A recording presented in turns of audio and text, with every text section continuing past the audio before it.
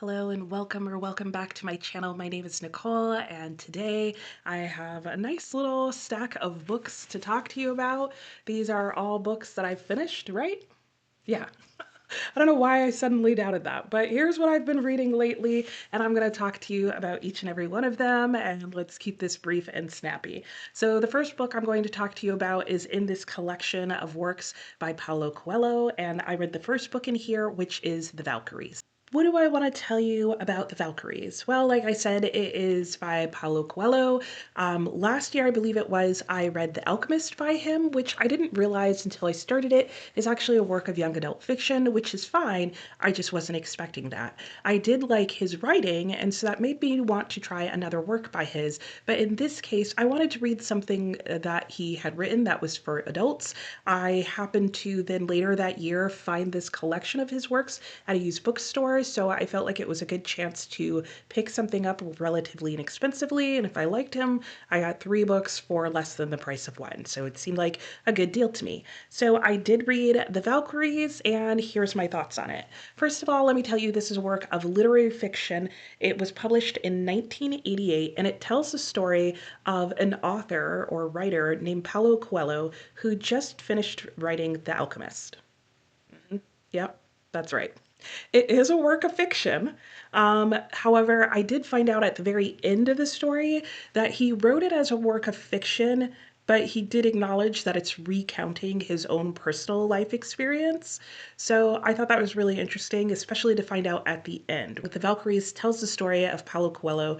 He's just finished writing The Alchemist, and he brings his manuscript to his mentor Jay because he would like his mentor to look over it before he sends it off to his publisher. And his mentor Jay ends up sort of giving him a challenge as well as telling him where he would need to go in order to accomplish this mission that Paulo has for himself. Paulo is on a magic and spiritual journey, and as part of that journey, he's gotten to the point where he's decided he wants to see his guardian angel. He believes in angels, he's had experiences with his guardian angel, but now he would like to see him, and he's gotten to the point where he understands that he should be able to see his angel. And so when he combines this desire with the quest, if you will, that his mentor gives him, he ends up finding himself in the Mojave Desert. However, Paulo's got a couple of obstacles to overcome as the quest involves 3 tasks he needs to accomplish, and Paulo's wife Chris has decided to join him on this trip.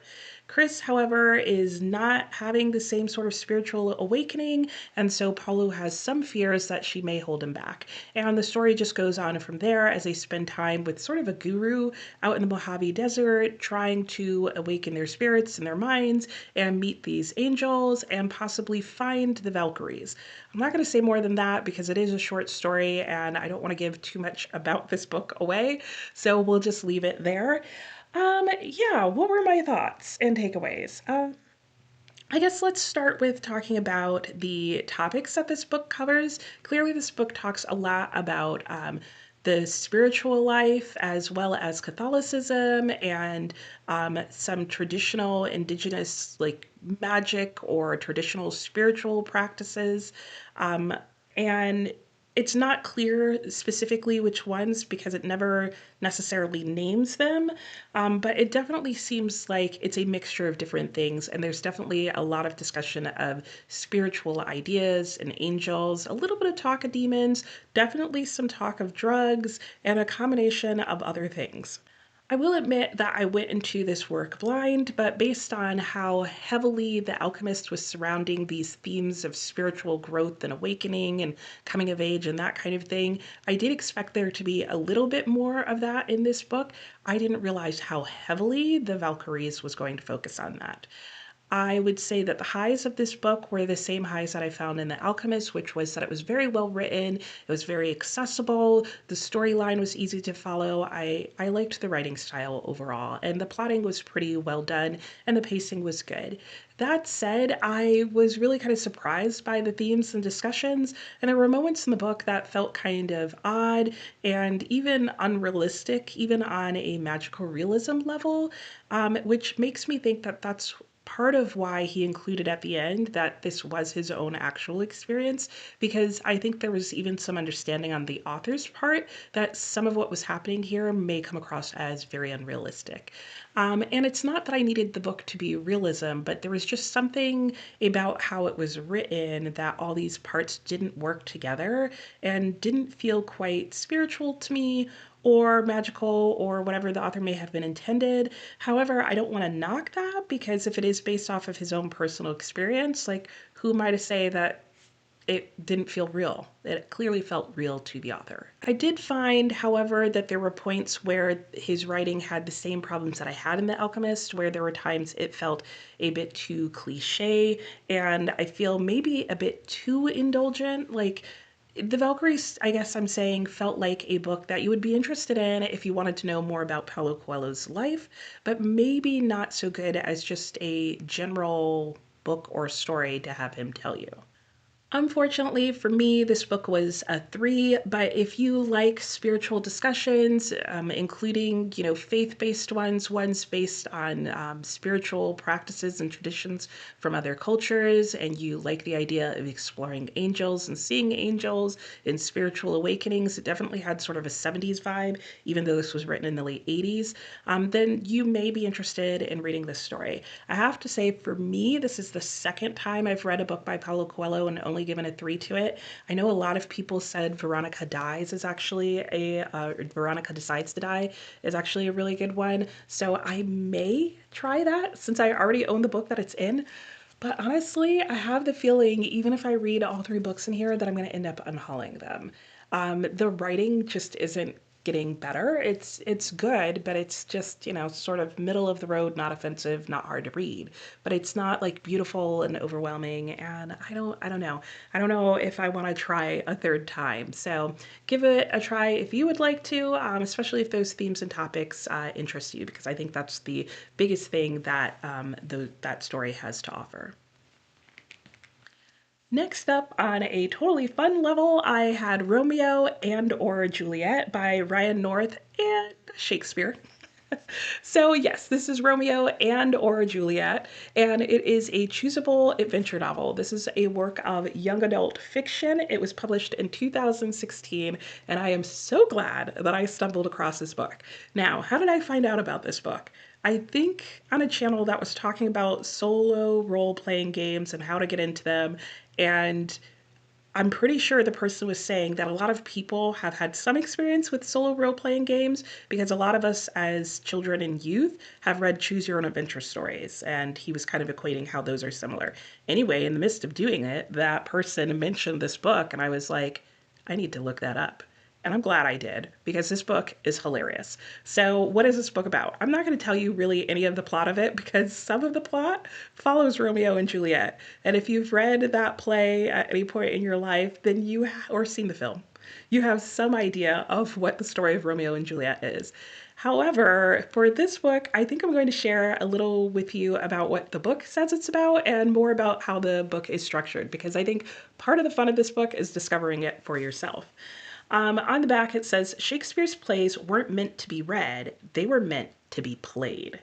What if Romeo never met Juliet? What if Juliet got really buff instead of moping around all day? What if they teamed up to take over Verona with robot suits? This choose your own path version of Romeo and Juliet, packed with fun puzzles, secrets, and quadrillions of possible storylines, lets you decide where the plot goes every time you read. And you can play as Romeo or Juliet. And so this is meant for you to like play like a paper video game, if you will. And it is so creative. It starts out pretty simply. First, you choose your character. So yes, indeed, you can play as Romeo or Juliet. And then like in most choose your own adventure stories, you read a page or two, and then it gives you usually a couple of options. And I'm going to try and show you a page without pictures because there are some funny pictures. And then it will give you a number, and you turn to the number, not necessarily the page. You'll see the page at the bottom here. has a page number range because there could sometimes be multiple numbers on the page. So you might get to the bottom and it says turn to page 61, or you may have some prompts and decisions to make, and then you get to turn to whichever page based on the decision you're choosing. So I have been playing this with my viewers on my Monday reading sprints where I will read a section, and then while we are sprinting and reading our own books, I will put up a question on the screen asking them which choice they want me to make next. I give them no context. They just have to make the choice, and the first one was a wild ride. I think the second time I do this, I'll tell them what's happening because the first time they had no idea. I was just like, you have to choose the garbage can or Benvolio. What else do you need to know? Anyway, I absolutely loved that book. It's a fun, fast read or a slightly longer read, depending on how well you do. So if you like Romeo and Juliet, if you like Shakespeare, if you just want to dabble your finger in it in a very odd way, that is a great book. I also have to admit, it really made me look at the story of Romeo and Juliet in some details in a way that I hadn't before. And it's also made me want to reread the actual play of Romeo and Juliet. It's a fun, quirky book. It's good to slip in between reads as sort of like a palate cleanser, and honestly, I'd recommend it to just about anyone. Oh, and if you can't tell, I gave that book 5 stars. Next, I also managed to finish The Goldfinch by Donna Tartt. This is a work of literary fiction. It was published in 2013. So, what do I have to say about the Goldfinch? First of all, it's a winner of the Pulitzer Prize. It's very hyped on BookTube. People love some Donna Tartt, and a lot of people love The Goldfinch. I have noticed that some people like The Secret History better, but The Goldfinch is the first book that I've read by her, so this is the one that I'm going to talk about. This tells the story of Theo. It is basically his coming of age story. We start out when he is, I believe, in late middle school, like 11 or 12, and we follow him into his late 20s. And he has spent his early childhood up to the age of 12 living in New York City with his father for most of the time, and definitely his mother. Him and his mother have a very close relationship. He loves her, she loves him. Life is good with the two of them, and he and her connect and bond to some extent over her own passion and love for art.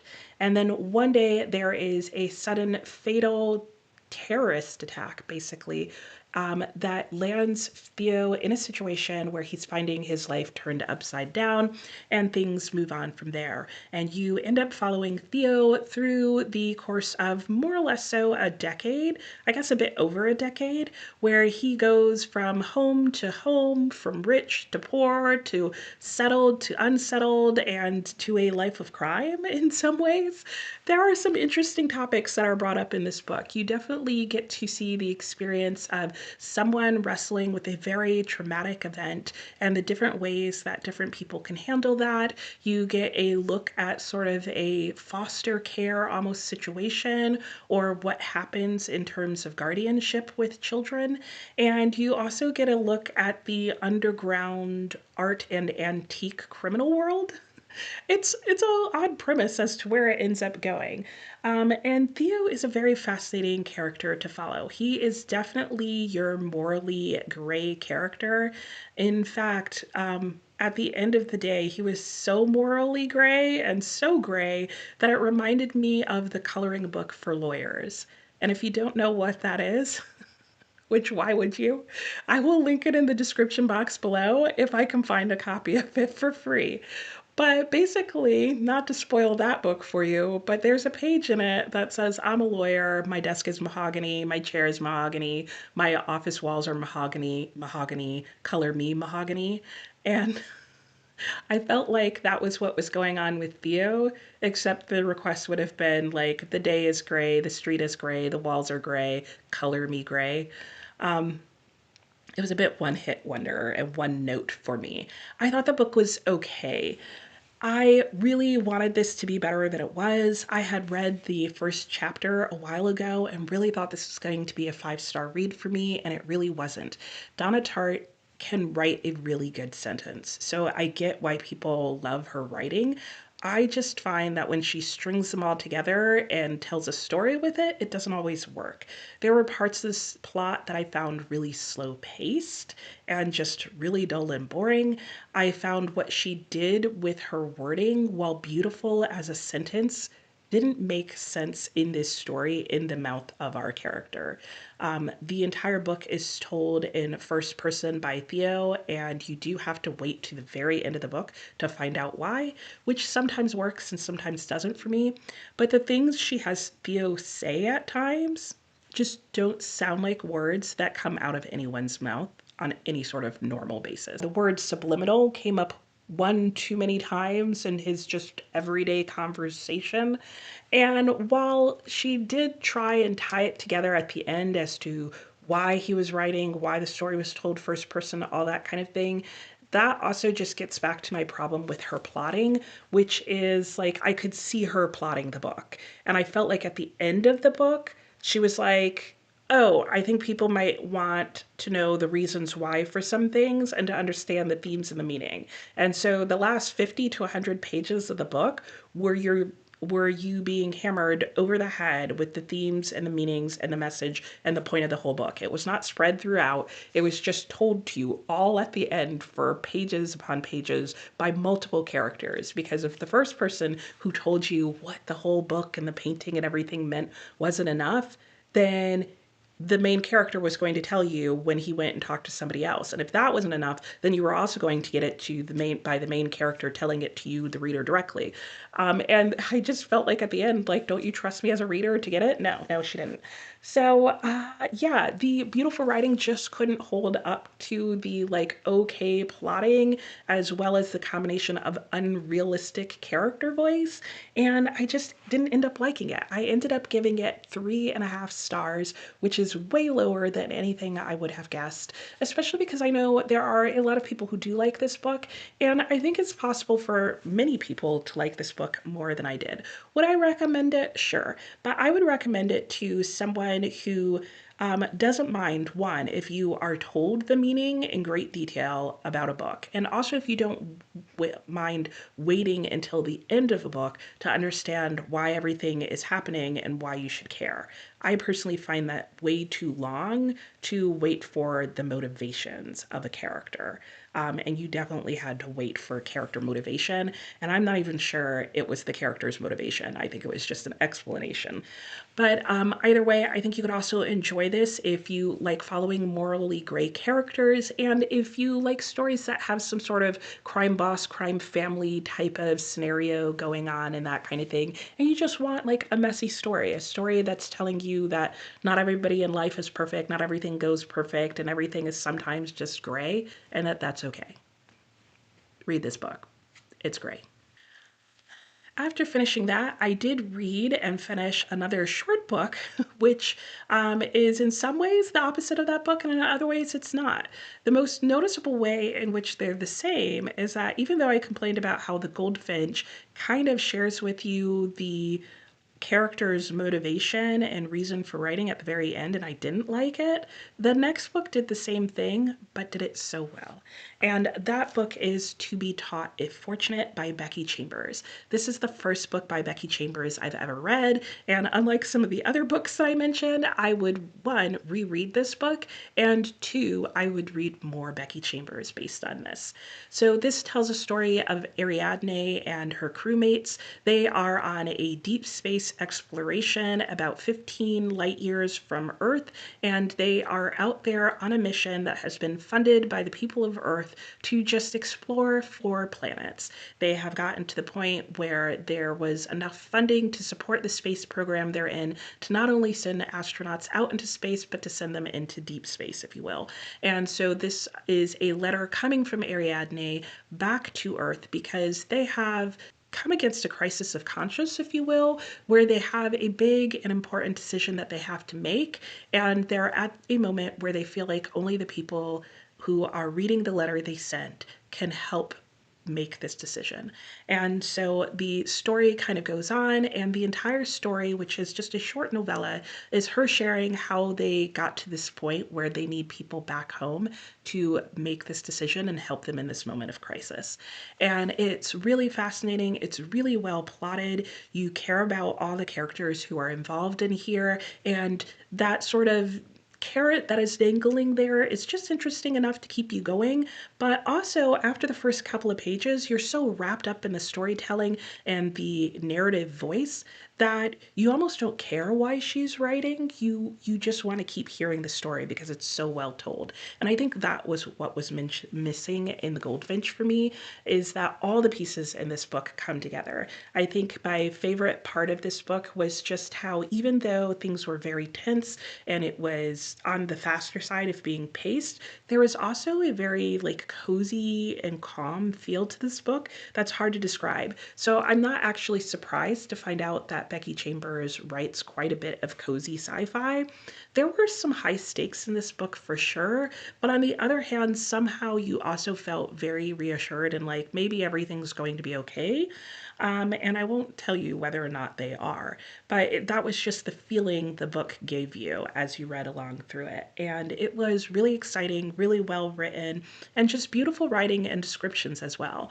I would recommend this book to people who did not like Orbital, because I know a lot of people's complaints with Orbital is they liked the idea of astronauts out in space and living with them and sort of experiencing that, but they did not like the fact that it wasn't a lot of plot and or character study and that it was just kind of the writing.